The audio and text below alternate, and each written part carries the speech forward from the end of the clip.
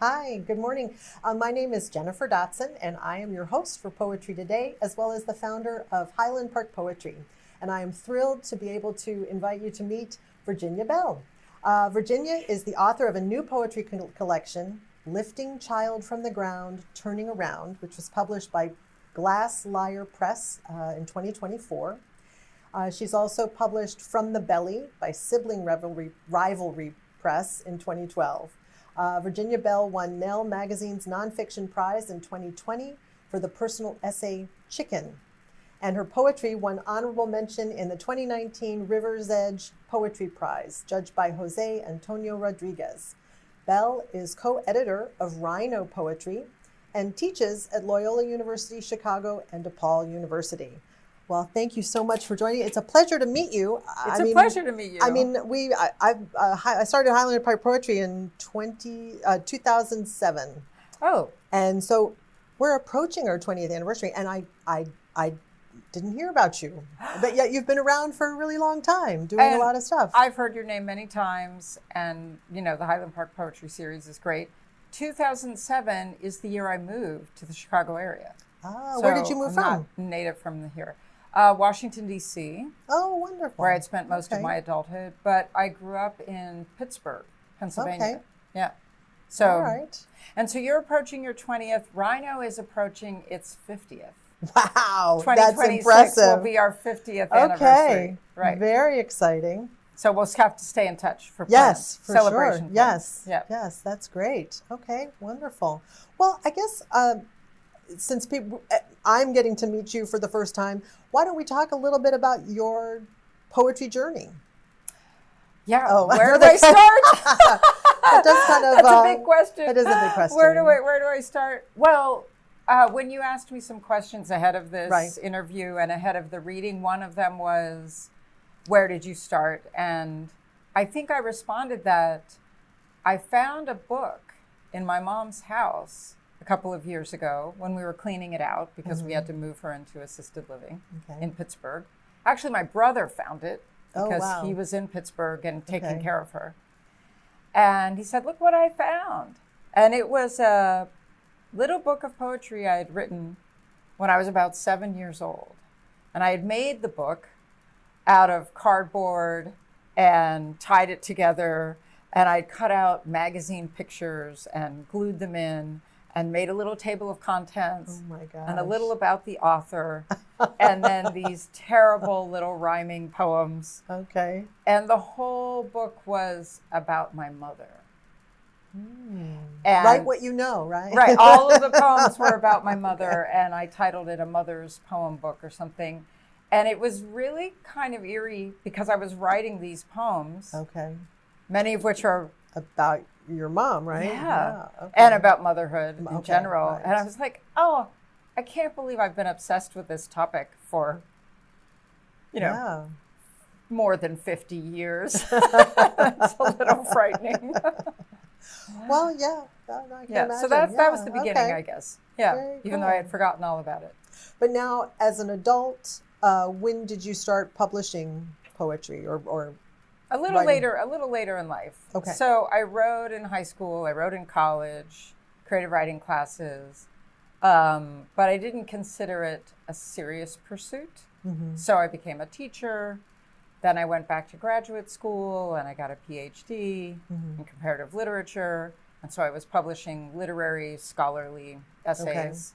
Okay. Mm-hmm. And then in my late 30s, I just got seized with, if not now, when? Okay. Right? Let myself do creative writing, not just scholarly writing. Okay. And I just was hooked. So I was living in Washington, D.C. at the time, and there's a wonderful independent writing workshop center there called the Writing Center in Bethesda, Maryland. Wow. Okay. And they're independent. They're not part of a university, and you can just pay, kind of like Story Studio in Chicago, but focused on poetry more than prose. So I just started taking workshops there, and I was hooked. And then I had my first publication when I was around 40 in Washington, D.C., there's a journal called Beltway Poetry Quarterly. Oh, wow. Yeah, Neat. that's now online completely. Okay. But that was my first publication. But it still exists. Huh? Still exists. Oh, neat. That was my first publication, and then they invited me to a reading, and I started to meet people. So things were percolating there, but then I moved here with my little family in 2007, and just Googled, poetry in Evanston, and RHINO popped up. Oh, wow. So I started attending RHINO events, and I got quickly sucked in. And now it dominates my life. Like Highland Park Poetry Series dominates your life. Yes. Well, you mentioned in, I guess this was an interview that you had with someone else online that your husband calls it your church. Yeah. He's just teasing me because I spend so much time on it. Labor of love, like your labor of love. Yeah. And because it gives me so much community and fulfillment. Yeah. Well, my husband calls himself a poetry widow. There you go. They just have different names for the same phenomenon. Same thing, right? Yes. Cool. Well, I guess maybe the best way to introduce your work would be for you to actually read a poem. Sure. That'd be great. Sure. So there are a lot of different things going on in this collection. Okay. But the first section is about memories of my mother, and also meditations on motherhood and some childhood memories from Pittsburgh. And so I thought I'd just read a poem about my mom. Okay. To start. And this is after a poem by Jose Olivares. So I just want to credit him with kind of the form and structure of this prose poem. He wrote on a completely different topic. Okay. Right, different title, different topic. But was kind of imitating his structure. Okay. I walk into every room and look for my mother. I know she exists because every month I fax her claims to the long-term insurance company, because my sister takes her to appointments with Dr. Fox, who tests her memory. How many eyes does Mommy have? 2 eyes, count them, 1, 2. At the Y, I walk on the treadmill and watch TV, and she stares back at me. Once, she was captain of the high school girls basketball team. They played half-court, fixed positions. Girls weren't supposed to sweat. How many ears does Mommy have? 2. I walk down the stairs, passing invisibly the middle-aged men on their way up, the teenage boys puffed like penguins. Her hand grabs the rail, steadies us, all knuckles and veins. In 2008, she worked the phones for Obama. In 2016, she asked, "Is that woman who thinks she can be president? How many noses? Can you count with me?" In the locker room, I dial up the sauna to 140 degrees. Then I wait. Shadows move behind the glass. Hot beasts rise. I take their place. One summer, there was a heat wave in Pittsburgh, so we all slept naked on the living room floor, windows open to the dark. The streetlight weak behind the trees, a ghoulish green. How many boobs did Mom have? We tried to look away, but now we count them. 1. The other a tight, dark line. And Dr. Fox reassures her, it's okay not to want to wear the prosthetic insert. Her mouth makes an O, but she doesn't make a sound. It's normal to feel a little cold. Oh, wow. Well, I guess maybe I jumped in too quickly. What were you hoping? What is this book about for you, or makes this collection work? Cohere. Yes. Yeah.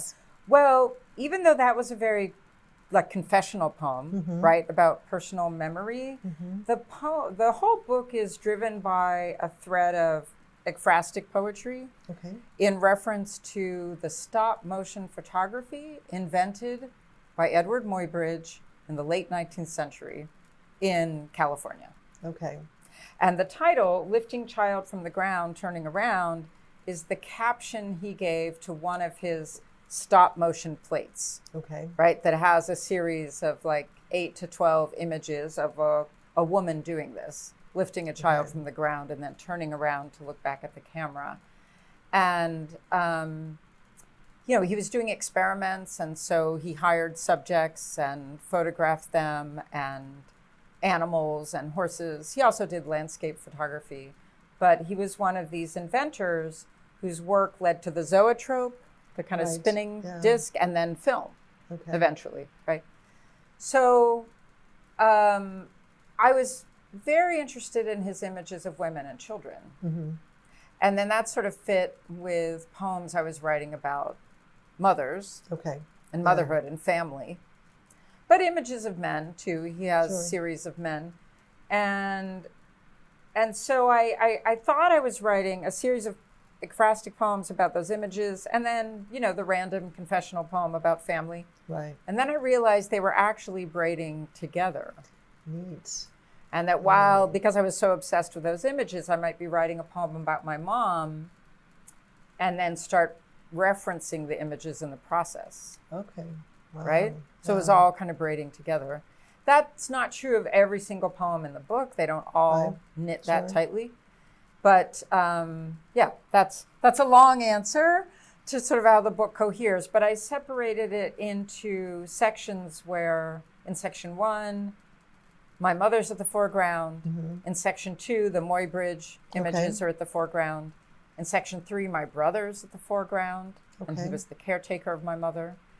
And in section 4, I'm a little bit at the foreground as a mother. Okay, very cool. But in all the sections, references to his images come up. Oh, interesting. Yeah. Very interesting.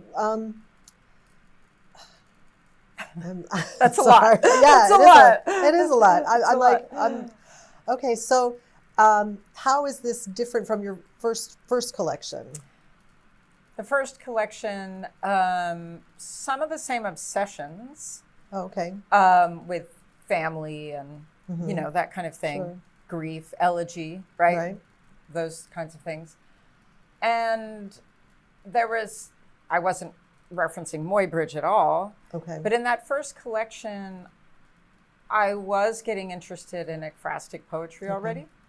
And there's a suite of poems in that early collection about the photography of Sally Mann.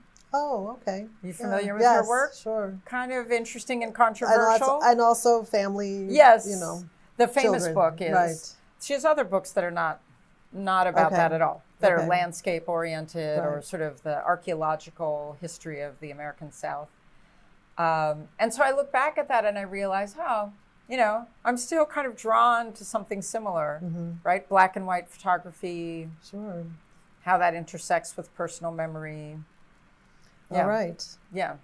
I mean, isn't that the theory that people living in times before photography, how did they process their memories? I mean, because so much of our memory is influenced by photography. That's true. And I think even now, the brain of children developing now with the social media and everybody has a phone that's a camera. Right. So we're image obsessed. We're image obsessed, right. And I think that the comparison with poetry to me is that, like a poem, even a confessional poem that's supposedly about true personal experience, every poem is a construction.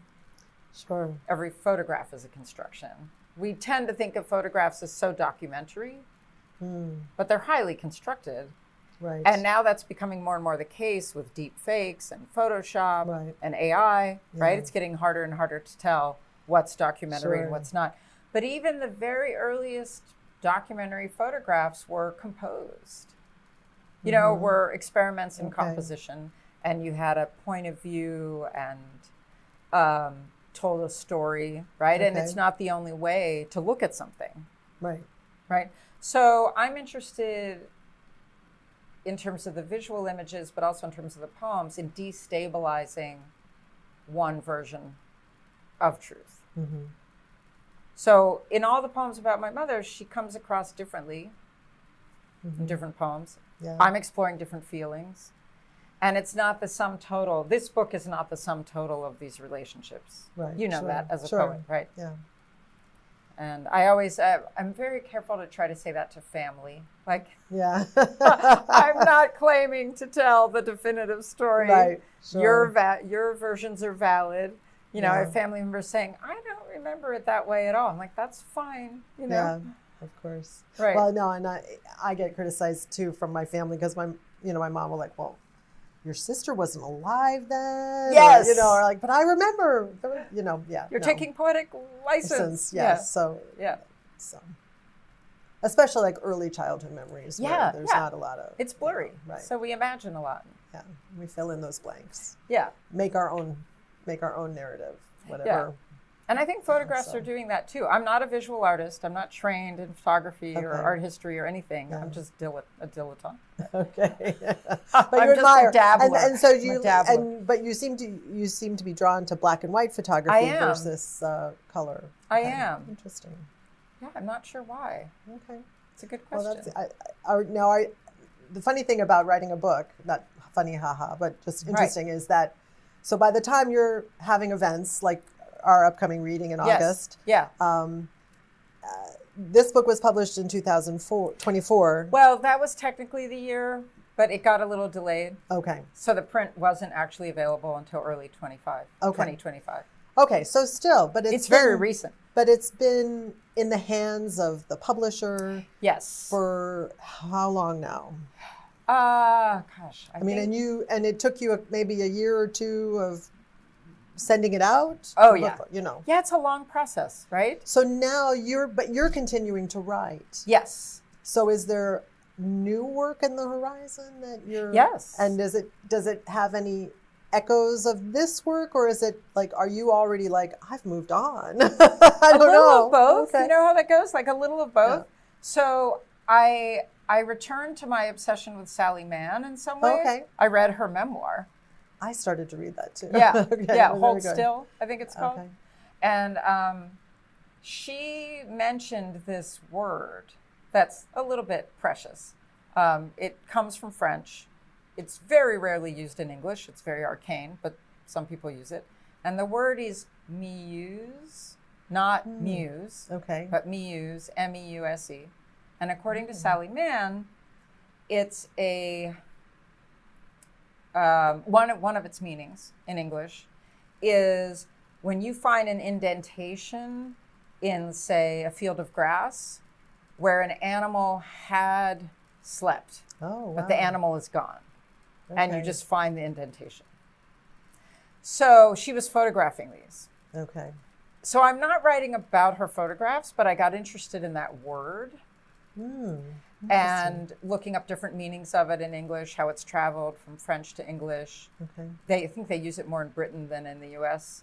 And so I started writing a series of poems, each one of which is exploring a definition of that word.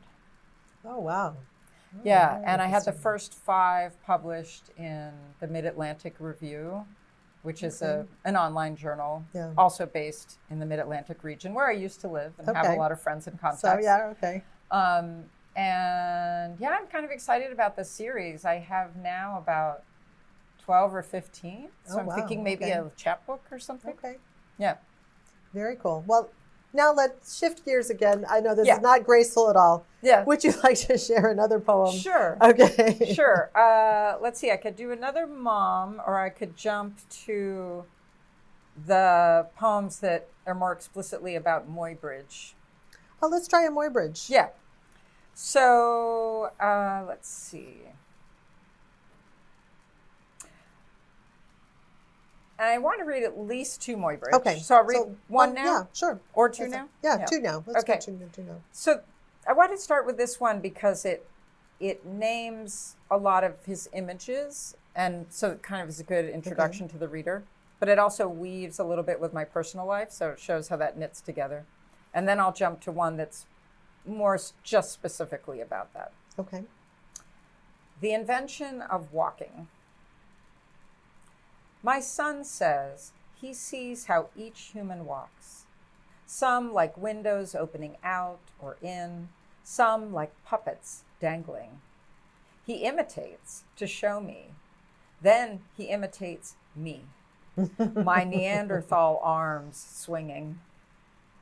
The inventor commanded his subjects to walk so that he could see their invisible selves. Walk, carrying a 75-pound stone on head, hands raised and naked. Walk, ascending stairs, descending, full demijohn of water on shoulder. Walk, dragging a garden roller, turning around in surprise, then running away. I laugh with my son. I laugh, then I turn away. It almost kills to be seen as a mother. A woman named Flora gave birth to what might or might not have been the inventor's son. She died before the infant grew into a man, before he even learned to walk. That poor child, orphaned with nuns. Oh, wow. So the motion plates are so strange. The things that the demijohn. Yeah, the things that he What's has a them do, demijohn? and often without closing on. Yeah, right, It's very right, odd, right? But is it because it's scientific? Okay. Yes. Yeah, it's scientific. Clothing would be a distraction. Yeah, he wants to see the musculature. Yes, and yes. He's trying to figure out how animals move and humans. Right. Yeah. Okay. And then, I got into writing some persona poems in the voice of Flora, his wife, and then in the voice of the horse, which is the most famous image that people probably have seen, even if they've never heard his name, because it's the horse's name was Sally Gardner, and a lot of people have seen it. It's like she's running, she's galloping. There's a jockey on her back, and Muybridge's financial patron was Leland Stanford, who was a robber baron, a railroad, business owner and early governor of California, founder of Stanford University. Oh boy. So he financed all these experiments, and his racehorse was Sally Gardner. Oh, that was his horse. Oh, yeah, and he let Muybridge photograph her, and they did not know if when a horse was running, there was ever a moment when all the hooves were suspended. Okay. Because humans hadn't been able to see that with the naked eye. Okay. Until Muybridge invented stop motion, and they figured it out. So Stanford and his friends had a bet. Okay. They had money on this. Okay. So then I decided to write as the horse. Okay. As Sally. The Invention of Suspension, 1878. I could have told them there is a moment when my four hooves are all in the air at once, not like a child's rocker, but as if swimming, or conjoined humans running, one in front of the other, an inverted centaur with horse for head. Catch as catch can, but what I know they, men with cameras, men with cash, know not. What they know, I feel on my back. We see each other as God written, want to take his place or hers. I'm what they call a mare, more muscle than miracle. What they grind and grovel to see and understand, I just do. Feigning, I am free. Wow. So who lost the bet? Who lost the bet? I'm not sure. Like which side was? Yeah, I should know the answer to that question. I'm not sure who had money on what. Okay. But the truth was, there is a moment. Yeah, interesting, and that they couldn't see it. Right. Right. Until this technology. Yeah. That I'm just amazed that is the impetus behind that whole thing. Yes. Yes. Wow. Okay. And I both love that it happened, and the whole story feels sort of pornographic, which is what I was getting at in the poem. Right. Kind of forcing the horse to have kind of a feminist voice. Yeah. Right. It's being ridden by a jockey. It's right. Being ordered to do things right for this experiment as opposed to. Yeah. This is not organically running across a field or. Right. Okay. Right. Interesting. Which isn't to say that it was abuse. It's just, right. Feels complicated. Okay. Like technology still feels complicated. Yeah. And this was happening in Silicon Valley. What is now Silicon Valley, right? Where Stanford University is. That's where the ranch was. Oh my goodness. So it was a technological innovation hub even then. Oh, that's amazing. Isn't that interesting? Yeah, very interesting. Yeah. I think we have time for one more poem. Okay. So. Okay. Why don't I jump to the brother section? Okay. Which ties together various personal things.